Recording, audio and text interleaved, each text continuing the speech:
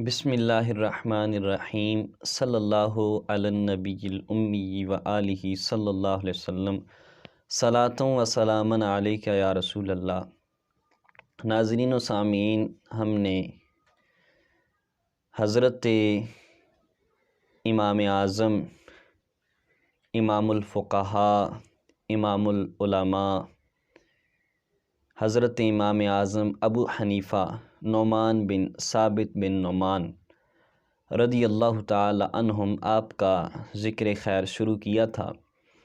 تو آج ہماری اس سلسلے کا تیسرا سبق، تیسری قسط ہے۔ تو اس میں پچھلے درس میں ہم نے بیان کیا تھا امام اعظم ابو حنیفہ رضی اللہ تعالیٰ عنہ فقہ کی طرف کیسے انہوں نے رغبت کی، کیسے فقہ کی طرف راغب ہوئے، کیسے علوم دینیہ کو حاصل کیا، پھر آپ کے اساتذہ کا ذکر کیا تھا۔ تو آج ہم آپ کے تلامذہ، آپ کے شاگردوں کا ذکر کریں گے، پھر اس کے بعد جو آپ نے فتوے دیے ان پر ایک نظر ڈالیں گے۔ تو سب سے پہلے آپ کے شاگرد، آپ کے تلامذہ کی تعداد کافی زیادہ ہے۔ جو آپ کے بہت مشہور شاگرد ہیں ان میں سے ایک ہیں امام ابو یوسف، امام محمد اور امام ظفر رحمہم اللہ۔ یہ آپ کے ایسے شاگرد ہیں کہ جنہوں نے فقہ حنفی کو بہت زیادہ عروج دیا۔ یہ آپ کے زیادہ مشہور سر فہرست جو شاگرد ہیں، اور اس کے علاوہ اور بھی کئی لوگوں نے آپ سے علوم کو حاصل کیا، اور آپ کے فتاوی جات کی طرف، فتووں کی طرف نظر ڈالتے ہیں۔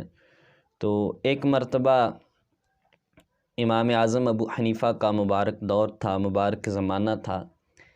ایک آدمی نے اپنی بیوی کے ساتھ طلاق کی قسم اٹھائی۔ اس نے کہا کہ میں اس وقت تک تجھ سے کلام نہیں کروں گا جب تک کہ تو مجھ سے گفتگو نہ کر لے۔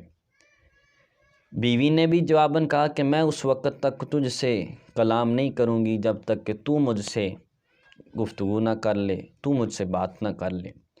یہ مسئلہ اس وقت کے علماء کی بارگاہ میں رکھا گیا، تو تمام علماء نے یہ جواب دیا کہ جب بھی وہ آدمی اپنی بیوی سے کلام کرے گا تو اس کی بیوی کو طلاق ہو جائے گی۔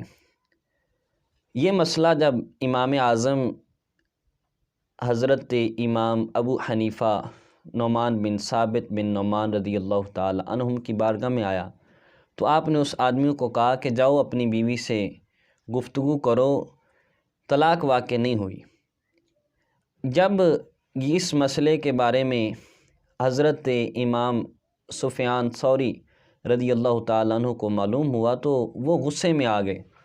انہوں نے کہا کہ ابو حنیفہ کیا کر رہے ہو؟ آپ حلال کو، حرام کو حلال کر رہے ہو۔ تو امام اعظم ابو حنیفہ نے پھر اپنے مسئلے کی وضاحت کی۔ آپ نے فرمایا کہ آدمی نے طلاق کی قسم اٹھائی تھی کہ میں اس وقت تک تجھ سے کلام نہیں کروں گا جب تک کہ تو مجھ سے بات نہ کر لے۔ تو فوراً ہی اس کے جواب میں بیوی نے کہا کہ میں تجھ سے کلام نہیں کروں گی جب تک کہ تو مجھ سے بات نہ کر لے۔ یعنی اس کے کلام، آدمی کے کلام کرنے پر اب بیوی نے کلام کر دیا، گویا کہ اب وہ آدمی اپنی بیوی سے کلام کر لے تو طلاق واقع نہیں ہوگی۔ جب حضرت سفیان ثوری رضی اللہ تعالی عنہ نے یہ سنا تو وہ عش کر اٹھے۔ انہوں نے کہا اے ابو حنیفہ، جہاں ہمارا علم انتہا کو پہنچتا ہے وہاں تمہارے علم کی ابتدا ہوتی ہے۔ یعنی ایسا آپ کو اللہ نے علم عطا کیا ہے، اور اس کے علاوہ اور آپ کا علم سنیے۔ ایک مرتبہ ایسے ہوا کہ ایک دعوت، ولیمے کی دعوت پر حضرت امام اعظم ابو حنیفہ، حضرت سفیان ثوری، حضرت امام مسعر اور اس کے علاوہ اور بھی کچھ امام اکٹھے ایک دعوت پر حاضر ہوئے، جمع ہوئے۔ جب اس دعوت پر جمع ہوئے تو جس کے ہاں دعوت پر گئے تھے، جس کے بچوں کی شادی تھی، اس کے 2 بیٹوں کی شادی تھی، تو اس نے آ کے مسئلہ پوچھا۔ اس نے کہا کہ حضور، آج آپ ہمارے گھر میں تشریف لائے ہیں تو ہمیں ایک مسئلہ بتائیں۔ کہ میں نے اپنے 2 بیٹوں کی شادی کی اور دونوں کی شادی ایک ہی گھر میں، وہ دونوں آپس میں بہنیں تھیں، ان دونوں کے ساتھ شادی کی۔ مسئلہ یوں ہوا کہ رات کے وقت جو ایک کی بیوی تھی وہ دوسرے کے پاس غلطی سے چلی گئی، دوسرے کی پہلے کے پاس چلی گئی، تو اب اس بارے میں بتائیے۔ تو حضرت سفیان ثوری رضی اللہ تعالی عنہ نے جواب دیا کہ ایسے کرو کہ غلطی سے ہوا ہے، جس کی بیوی ہے اس کے پاس چلی جائے تو شوہر پر مہر واجب ہوگا۔ اب مہر واجب ہوگا، یہ جواب دے دیا تو امام مصعر نے امام اعظم ابو حنیفہ رضی اللہ تعالی عنہ کی طرف مسکرا کے دیکھا اور فرمایا، عرض کیا کہ حضور آپ اس پر کچھ نظر ڈالیے۔ تو حضرت سفیان ثوری رضی اللہ تعالیٰ عنہ بولے کہ اب اس کا جواب ہو گیا، اس کے علاوہ کیا جواب ہوگا، یہی اس کا جواب ہے۔ تو حضرت امام اعظم ابو حنیفہ رضی اللہ تعالیٰ عنہ نے بتایا، فرمایا کہ ان دونوں لڑکوں کو بلایا جائے۔ وہ دونوں لڑکے آئے، آپ نے ان دونوں لڑکوں سے پوچھا کہ بتاؤ کہ تم نے رات اور عورت کے پاس گزاری، کیا تمہیں پسند تھی وہ؟ دونوں نے جواب دیا ہاں ہمیں پسند تھی۔ آپ نے فرمایا جس کے ساتھ پہلے نکاح ہوا ہے اس کو طلاق دے دو، اب اس کے ساتھ نکاح کر لو۔ جب حضرت سفیان ثوری رضی اللہ تعالی عنہ نے یہ سنا تو وہ پھر عش کر اٹھے کہ واہ ابو حنیفہ، اللہ نے تجھے کمال کا علم عطا کیا ہے۔ یہ حضرت امام اعظم ابو حنیفہ رضی اللہ تعالی عنہ آپ کے جو فتاوی جات، اور ایک اور فتویٰ آپ کا سماعت فرمائے کہ آپ نے علماء کی اصلاح بھی کی، جو دیے ہوئے فتوے تھے ان کی اصلاح بھی کی، ان کو درست بھی کیا۔ ایک مرتبہ قاضی ابو لیلہ نے ایک عورت کو حد لگائی، حد اس طرح لگائی کہ اس عورت نے اپنے خاوند کو کہا تھا کہ زانیہ کے بیٹے، وہ مجنونہ عورت تھی۔ تو قاضی ابو لیلہ نے اس عورت کو بلا کے مسجد میں کھڑی کر کے 2 مرتبہ حد لگائی۔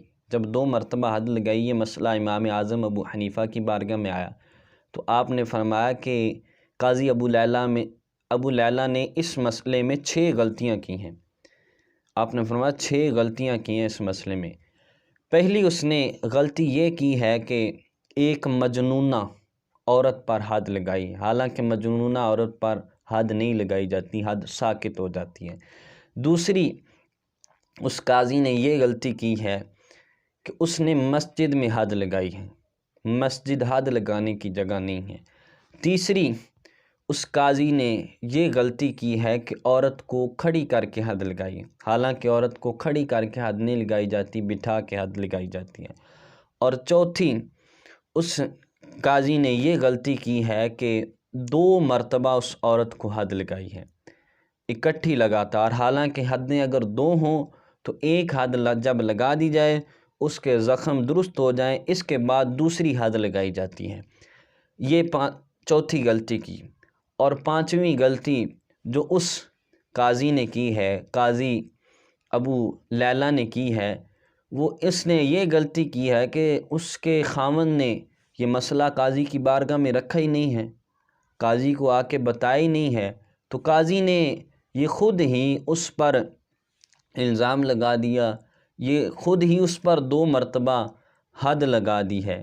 اور فرمایا کہ جو اس نے غلطی کی ہے وہ چھٹی یہ کہ قاضی نے 2 حدیں لگائیں اور عورت نے ایک کلمہ کے ساتھ تہمت لگائی، اور ایک کلمہ کے ساتھ تہمت تمام لوگوں کو بھی لگا دی جائے تو اس کے ساتھ حد جو ہے 1 واجب ہوتی ہے، 2 حدیں واجب نہیں ہوتی۔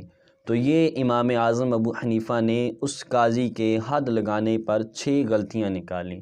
اب غور کریں، امام اعظم ابو حنیفہ رضی اللہ تعالی عنہ آپ کا علم جو اللہ نے آپ کو عطا فرمایا تھا وہ کیسا کمال کا علم تھا۔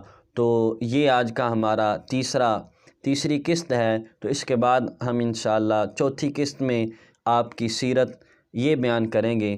تو جو ہم نے سنا ہے، اللہ تعالیٰ کی بارگاہ میں دعا ہے کہ اللہ تعالیٰ ہمیں امام اعظم ابو حنیفہ رضی اللہ تعالی عنہ کی سیرت پر عمل کی توفیق عطا فرمائے۔